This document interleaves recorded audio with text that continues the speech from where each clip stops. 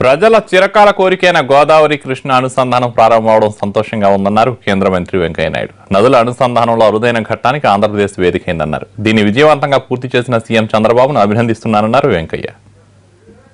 చిరకాల వాంఛితమైన గోదావరి జలాలు కృష్ణా నదిలో కలిపే కార్యక్రమం ఇవాళ ప్రారంభం కావడం చాలా సంతోషం. ఇది ప్రజల యొక్క చిరకాల కోరిక. దేశంలో గంగా కావేరి నదుల అనుసంధానం జరగాలని, ప్రతి బొట్టు కూడా దేశంలో వృధా కాకుండా అది సద్వినియోగం కావాలని చిరకాలంగా మనం కోరుతూ ఉన్నాం. వాజ్పేయి గారి హయాంలో నదుల అనుసంధానం పైన ఒక టాస్క్ ఫోర్స్ కూడా ఏర్పాటు చేశారు. మొట్టమొదటిసారిగా ఆంధ్రప్రదేశ్లో మరి గోదావరి నీళ్లు కృష్ణకు మరలించే కార్యక్రమం ఇవాళ జయప్రదంగా జరుగుతున్న సందర్భంగా నేను రాష్ట్ర ప్రజలకు శుభాకాంక్షలు తెలుపుతున్నాను.